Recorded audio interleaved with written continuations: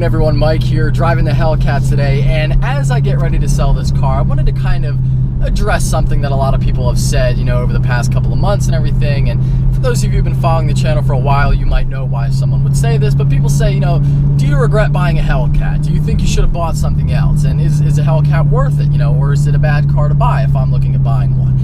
And for those of you who have been following along, you know that this car has been in and out of the shop more than once. We've had a full radiator replacement, the radiator fan, the fuel rail recall, some software updates, but that's like basic stuff. The pressure plate, the flywheel assembly, the seat leather. So, there has been some things, but the important thing is that the car has never left me stranded anywhere. So that's one important thing. The second thing is that all that stuff that I just mentioned was covered under warranty. So although it's an inconvenience, it's not something that I was ever really upset about or that bothered me. It seemed to bother people much more in the comments than it actually bothered me, who owns the car.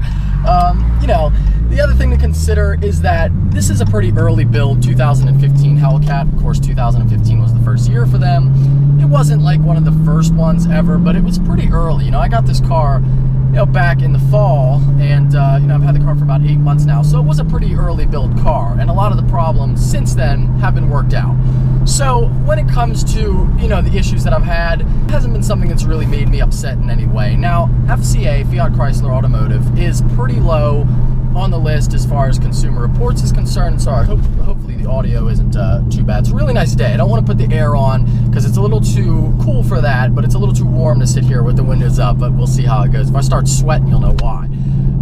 But anyway, so FCA isn't exactly the best as far as Consumer Reports and reliability is concerned, and other things like JD Power and a lot of different organizations like that. And the truth is that it's not just an opinion, it is a fact that they're pretty low. Dodge, Chrysler, Jeep, Fiat, they're not that good as far as reliability is concerned. Their name is not always synonymous with build quality and refinement, that's for sure. But at the same time, I give this car not a free pass, but you got to understand what you're getting into with this. Number one, with any car like this, especially, I hate to say American cars, but it is that way to an extent.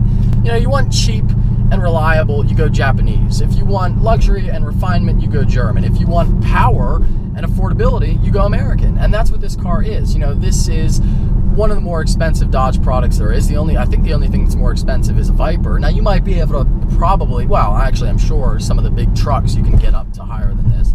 But regardless, it's a pretty expensive product, and not because, I spent money on the car, but because it's a top tier Dodge product. So with that in mind, you have to understand that it's still built in the same plant as any V6 enterprise rental fleet Challenger. It's still built in the same places, using the same materials, the same people build it, the same factories, of course.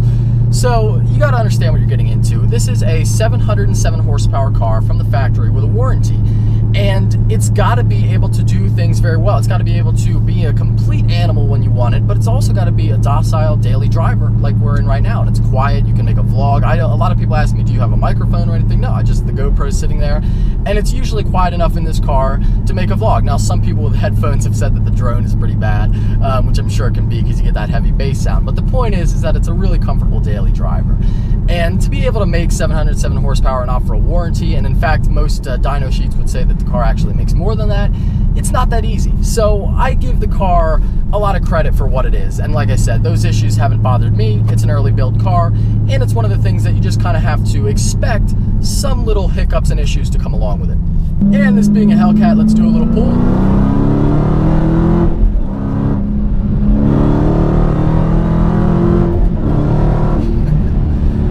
Oh my gosh, yeah, and that never gets old. And that, sorry, I get distracted there, but that's what happens when you have one of these cars because it's so much fun. And not too many things piss me off about car reviews and seeing videos on YouTube and in magazines and everywhere else, but one thing that does kind of get on my nerves, I'm not gonna lie, is the fact that whenever somebody talks about a Hellcat, all you hear is, oh, your Hellcat is so heavy. Fiat 500 Abarth, over there. Well, the Hellcat is so heavy and it can't handle this and that and the other thing.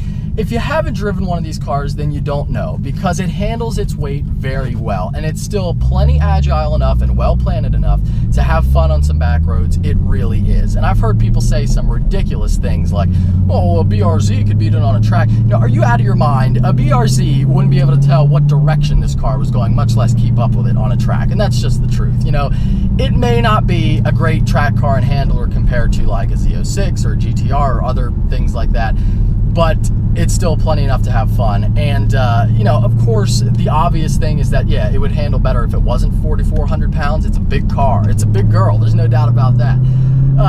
But it is what it is. This is the car you have, and it's still plenty of fun. Having owned a Corvette and this, I can say that this is still a ton of fun to hoon around on back roads. When you put it in track mode, you know, it gets very stiff, and it's still really fun to drive. It really is. It's not the big boat that everyone portrays it as. You know, everyone doesn't want to give this car a fair shake, and I have no bias whatsoever. Like I said, I owned a Corvette before this.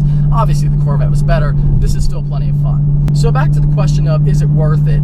You know, that's a tough question to answer, because this car is very much its own thing. It's very much a unique car. You wouldn't want to cross-shop this with a Corvette or a Z06. You really wouldn't. You got to know what you're getting into. Back there again. You know, if you want the crazy, raw, ridiculous power that this car offers, then it absolutely is something you should buy, because everywhere else, the car's fun, it's great to drive every day, it's totally worth it.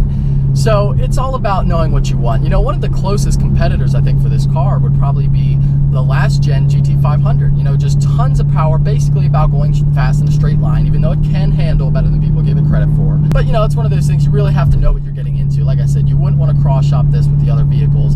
And for 65 grand, where are you going to get this much power? 65 grand for 707 horsepower. You got Lamborghini Aventador, Ferrari F12, that's about it. And of course, power isn't everything, but it still is a nice thing to say. You know, 700 horsepower, you got all this fun, and for not a whole lot of money. And for that amount of money, there's not a whole lot else that even comes close. You know, there really isn't. Now, in the refinement category and just being a sports car category, sure, you know, I think you could probably get, well, base 911, if you keep no options on it at all, you could probably get for that price. You can get a base Corvette for a little bit cheaper than that, or even a Z51 Corvette. So there's some other stuff out there, but as far as just for power and I would say shock value, you know, that's where this car really shines, and it totally is worth it. So with all that being considered, you know, I think that if you're on the fence about buying this car, and kind of the point of this video, I just wanted to say that, you know, it's been an awesome time owning this car. I don't regret it one bit, not at all. It's been tons of fun. People love it. It's been huge for the channel. I've loved driving it. And, you know, the other thing is that if you're on the fence about buying this car, they're not going to be around forever. They're really not. You know, who knows how long they're going to be producing this car. I know 2016. I actually don't know if Dodge is going to make this for the 2017 model year. I'm sure that they will, but you know, it's not going to be forever. And cars like this are going away quickly. You know, the days of the huge power, shitty gas mileage, even though it's not that bad, because I average 15.5, which I think is pretty damn good for the way I drive, as I've demonstrated. But, you know, the days of that are probably coming to an end. And you can debate whether that's for better or for worse. But when you look at even the next generation WRX, which is just pretty much a regular, you know, car, that's even going to have a hybrid powertrain. So stuff like this probably won't be around forever. So definitely, if you're on the fence, it's a car that you think you'll like and you know what you're getting into, definitely pull the trigger and go for one, because it's an amazing car. It's probably the opportunity of a lifetime. You know, I don't foresee things going in the more power direction. I think this is probably as crazy as you're going to get from a just internal combustion engine standpoint. But anyway, enough of me rambling on. I hope you guys enjoyed this video. As always, if you're stopping in for the first time, please subscribe. Take care. Have a great day.